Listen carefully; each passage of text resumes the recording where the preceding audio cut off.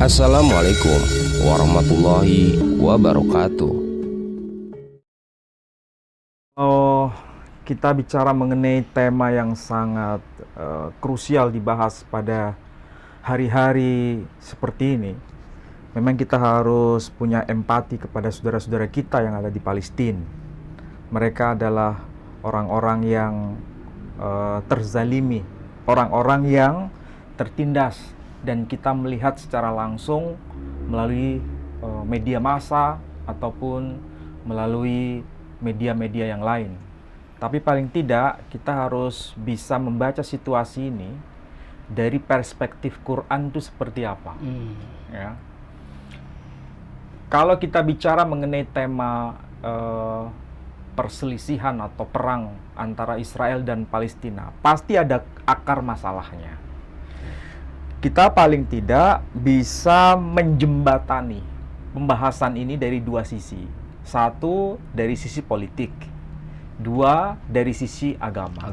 Jadi kita bisa lakukan pembahasan itu dari dua hal ini, perspektif politik dan perspektif agama. Kalau kita mulai dari perspektif agama, tentu saja pijakannya itu kitab-kitab suci yang diimani oleh masing-masing penganut agama itu seperti apa. Dari persoalan yang semakin tidak kunjung selesai. Dari perspektif politik tentu saja kita tahu kapan Israel itu berdiri dan mereka itu sebenarnya siapa. Itu yang harus kita kenali. Ya.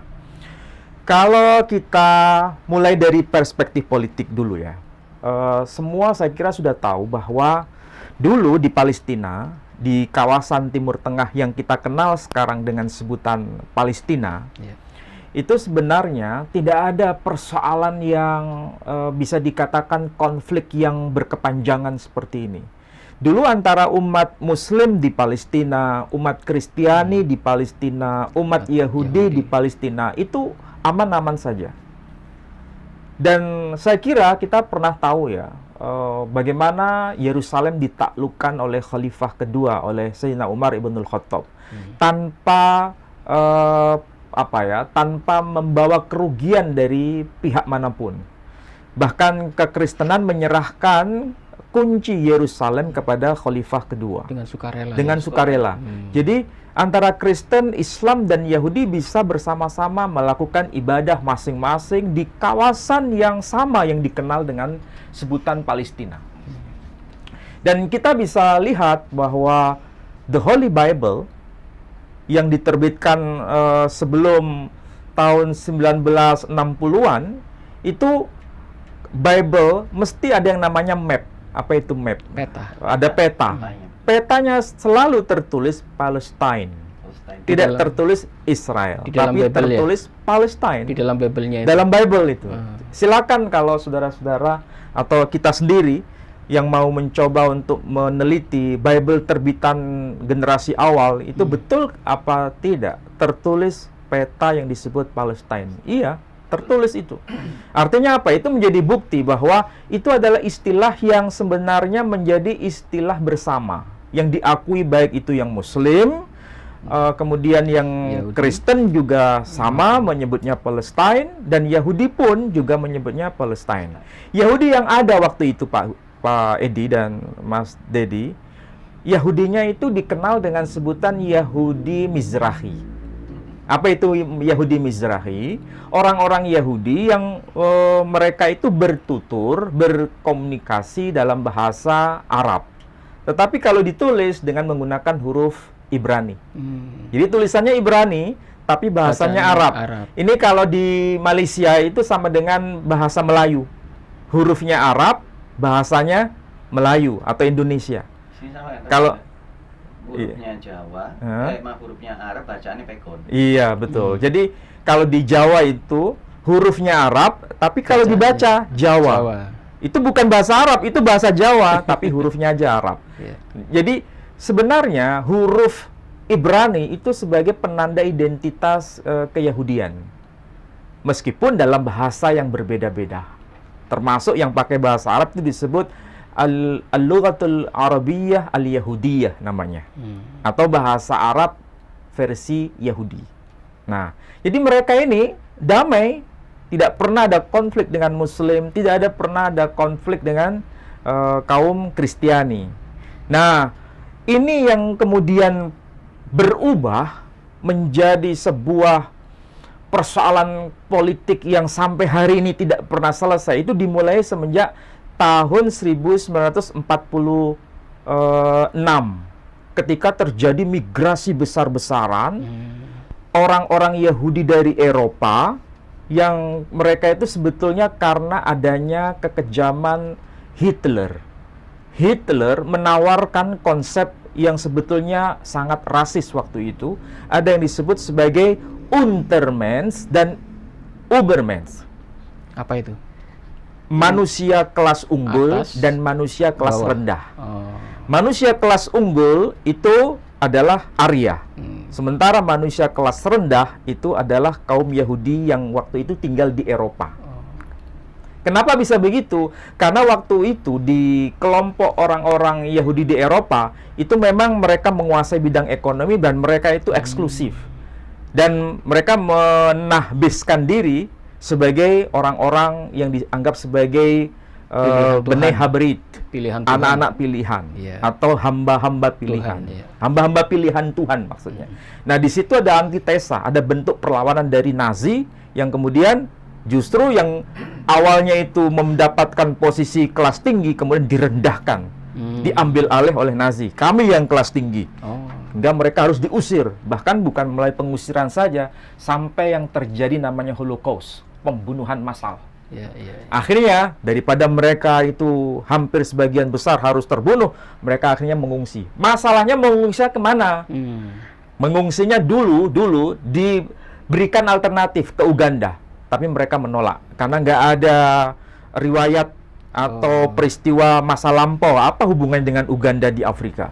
Maka mereka punya memori kolektif. Nenek moyang kami dulu kan dari Palestina, dari wilayah Timur Tengah, maka harus kembali ke Palestina. Dan atas rekomendasi dari British Inggris waktu itu, maka mereka bisa kembali ke Palestina.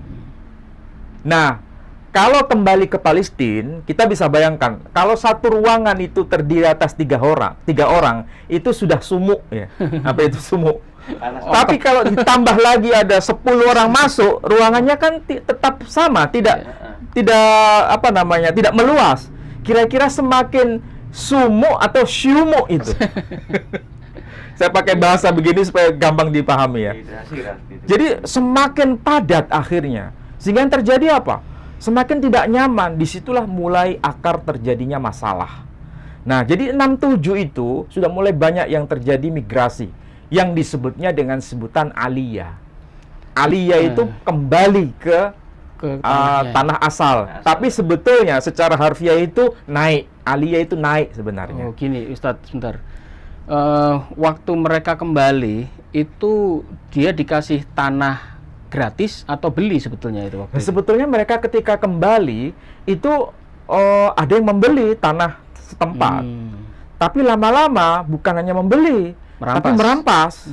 Nah, kenapa terjadi perampasan itu? Karena pada tahun 48, tadi kan mereka mulai awal mengungsi, itu tahun 46. 48 baru dideklarasikan terjadinya negara Israel, kemerdekaan Israel. Disitulah mulai berkuasa dan melakukan perampasan-perampasan. Nah, sampai pada akhirnya perampasan-perampasan itu semakin memuncak karena terjadi perang besar pada tahun 67. 67. Saat itu masih hidup seorang ulama besar dari Lebanon yang kemudian pindah ke Palestina waktu masa damai ya, belum terjadi migrasi besar-besaran itu, dan wafat di wilayah Palestina. Tapi kemudian terjadilah pengubahan ketika beliau wafat, kuburannya diganti. Yang awalnya itu namanya Syekh Abbad, otomatis Muslim kan, tapi kemudian diganti menjadi makam Rabi Ashi oleh mereka yang berkuasa di situ. Bisa ditampilkan gambarnya. Nah, ini sebetulnya pintu gerbang untuk masuk ke makam Syekh Abbad sebetulnya. Tapi sudah diubah. Makam Syekh Abbad dihapus di situ namanya, diganti menjadi Raf Asy. Ini namanya Raf Asy. Artinya Rabi Asy. Kalau disebut Rabi Asy, ya, itu bukan nama sembarangan itu, Rabi Asy. Kalau Rabi Asy berdasarkan dokumen tulisan dari Yakub Nausner, ini Rabai Yakub Nausner. Ini menghimpun semua data mengenai rabi-rabi generasi awal. Generasi yang paling awal siapa saja hidup masanya itu sebelum era Islam. Makanya di sini disebut The Dictionary of Ancient Rabbis. Kumpulan informasi mengenai rabi-rabi masa kuno. Siapa itu Rabi Asy? Nah, kita lihat di sini ya. Pada halaman berapa ini? 74 disebutkan Asy. Jadi Rabi Asy ini lahir tahun 352, meninggal tahun 427 Masehi. Berarti ini abad keberapa? Abad kelima Masehi, ya. Kalau abad kelima Masehi, beliau itu salah satu di antara editor kitab yang disebut kitab Talmud. Kitab Talmud Bavli itu yang menyusun terakhir ada Rabi Asy. Berarti ini tokoh sentral enggak? Iya. Sama seperti kalau kita punya kitab Sahih Bukhari, ya kan? Itu siapa yang mengkompilasi yang terakhir? Nah, itu pasti orang penting kan? Sama seperti Talmud. Karena dalam tradisi Yahudi itu ada Talmud Bavli, ada Talmud Yerusalmi. Yang mengkompilasi terakhir dan sekaligus memberikan syarahnya. Kalau dalam tradisi Islam itu yang memberikan syarah Sahih Muslim itu kan Imam Nawawi. Nah, Imam Nawawi itu kan tokoh sentral tuh kalau dalam tradisi Islam. Sama seperti tradisi Yahudi punya tokoh sentral. Siapa yang mengkompilasi terakhir dan memberikan syarahnya terhadap kitab Talmud, itulah yang bernama Rabi Asy. Ya, Rabi Asy. Saya ulangi lagi, beliau lahir tahun 352 Masehi, meninggal tahun 427 Masehi. Berarti ini abad kelima. Pertanyaannya, kalau ini diklaim makam ini sebagai makam Rabi Asy, mana yang lebih kuat? Klaim umat Islam atau klaim orang Yahudi? Klaim Yahudi. Saya tanya ulang.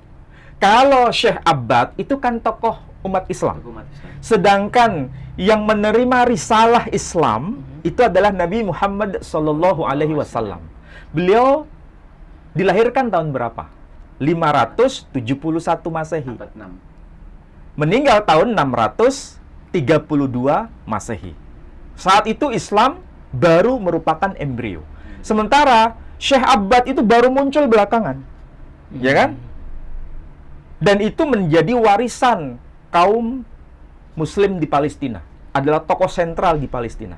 Tetapi karena itu diakui sebagai makam Rabi Asy, kira-kira mana yang lebih valid menurut dokumen data Yahudi? Menurut data Yahudi? Lebih tua mana kalau dibandingkan dengan data Yahudi?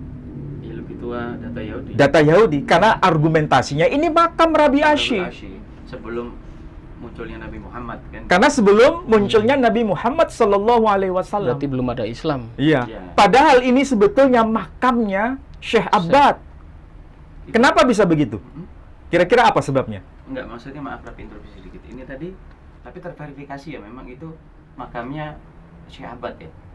Itu sudah ada. Memang terverifikasi bahwa itu adalah makamnya Syekh Abbad karena beliau wafat di kawasan tanah Palestina dan waktu itu sudah masyhur bahwa itu adalah makam beliau sebelum tahun 67.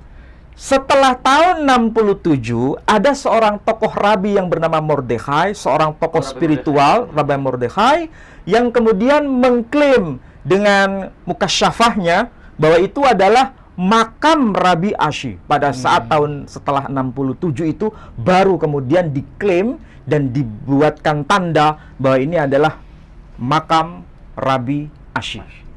Sehingga makamnya itu terbelah dua. Makamnya itu.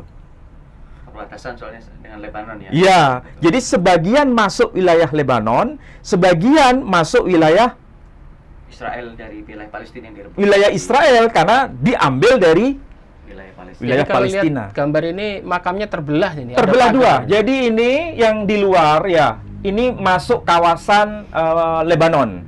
Yang di dalam yang dipisah oleh apa ini?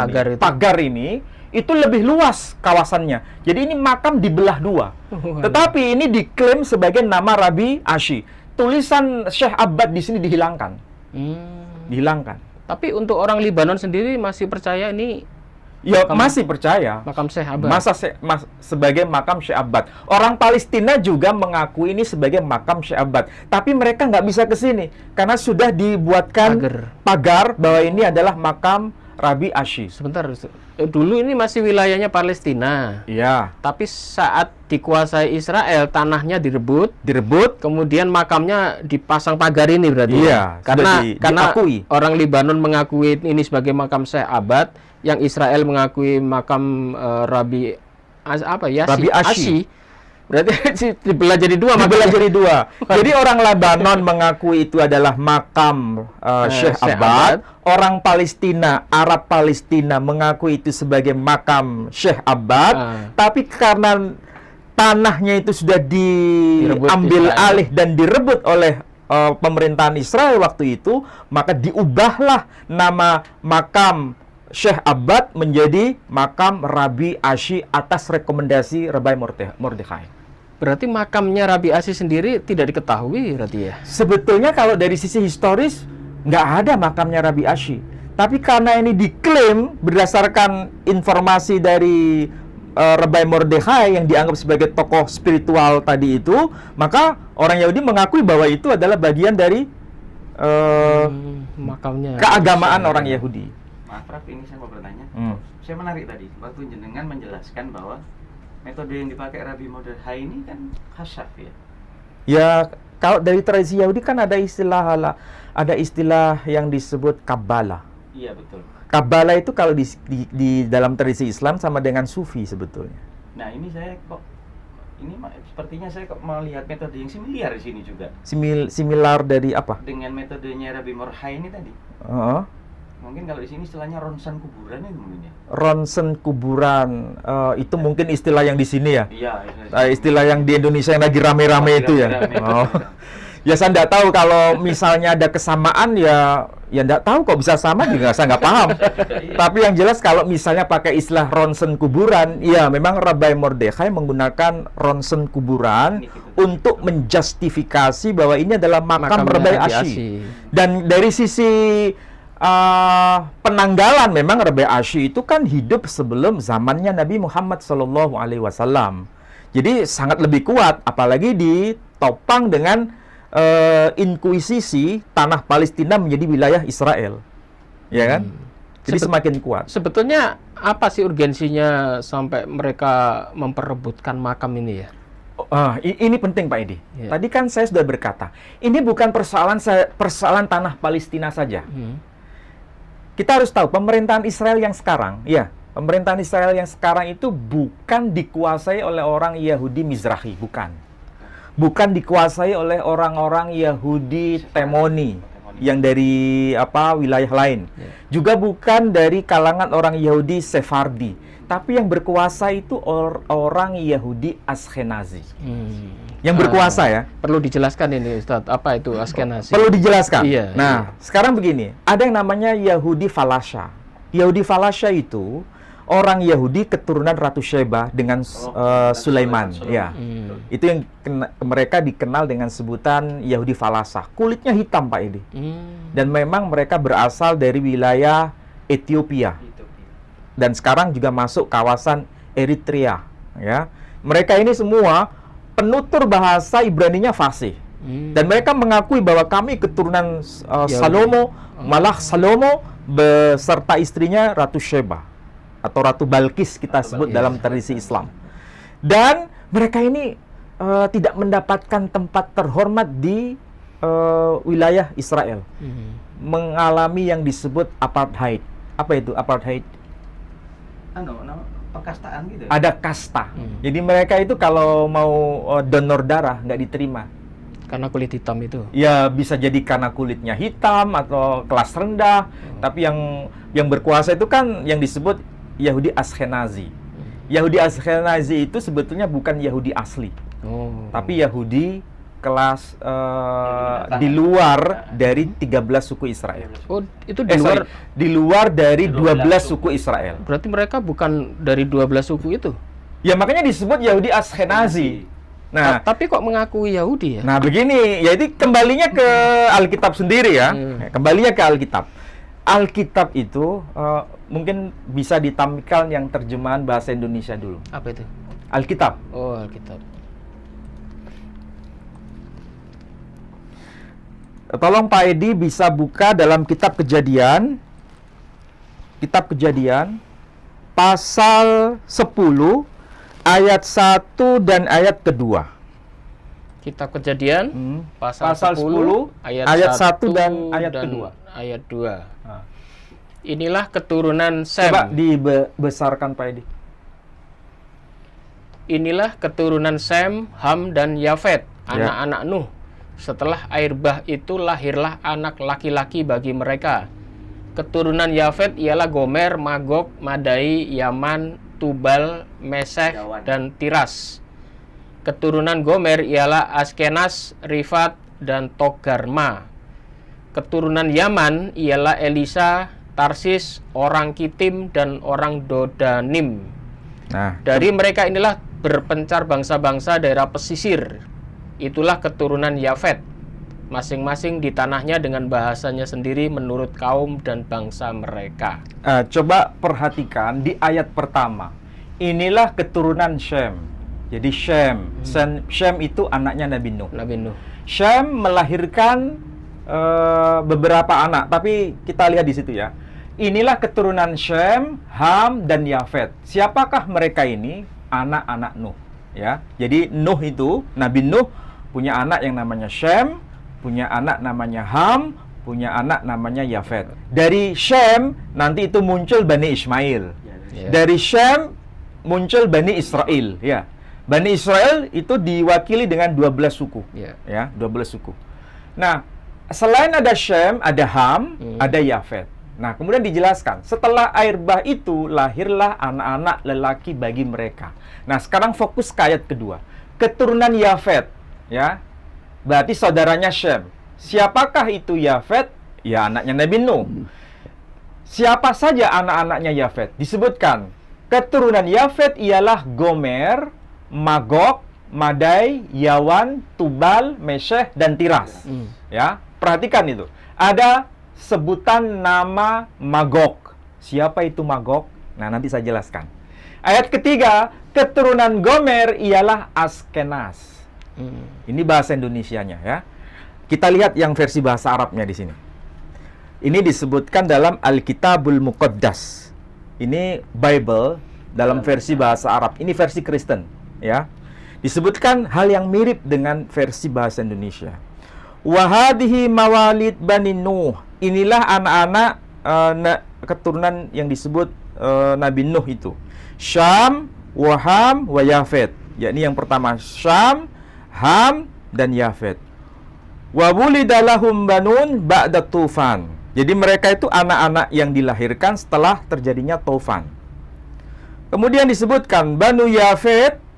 Anak-anaknya Yafet itu siapa? Jomer wa Ma'juj. Jadi kalau disebut Magog, bahasa Indonesianya, ini di sini Ma'juj. Kalau disebut Ma'juj, dalam Quran ada nggak istilah Ma'juj? Ada. Ya'juj, Ma'juj, itu ada. Jadi ada suku bangsa yang disebut Ma'juj. Itu yang harus dipahami, siapa itu Ma'juj. Kemudian ayat yang ketiga, keturunan Gomer, yang sebetulnya saudaranya Ma'juj, itu melahirkan nanti punya anak yang namanya Askenas, Rifat, dan Togarma. Siapa itu Askenas? Di sini disebutkan Banu Jomer Ashkenaz. Ashkenaz yang dalam bahasa Ibrani nanti aslinya disebut Ashkenazi. Jadi Ashkenazi itu sebetulnya bukan orang dari kalangan Bani Israel. Berarti bukan keturunan dari Sem ya? Bukan keturunan Shem. Tapi mereka ini adalah orang dari keluarga besar Yafet. Yafet, dan sekaligus masih ada kaitan dengan orang yang disebut Ma'juj, Askenazi. Makanya orang yang disebut orang Askenazi. Yang memeluk agama Yahudi disebut sebagai Yahudi Askenazi. Itu kalau satu orang disebut Askenazi. Tapi kalau banyak, orangnya banyak disebut Askenazim. Nah, Yahudi Askenazim itu bukan bagian dari 12 suku Israel itu. Karena istilah Askenazi itu bukan dari keturunan Shem, tapi keturunan Yafet. Siapa yang berkata begitu? Alkitab sendiri mengatakan demikian. Jadi Alkitab mengatakan demikian. Nah, kalau begitu, siapa yang berkuasa di pemerintahan Israel sekarang? Orang-orang Yahudi Askenazi. Nah, orang-orang Yahudi Askenazi itu sebetulnya tidak disepakati.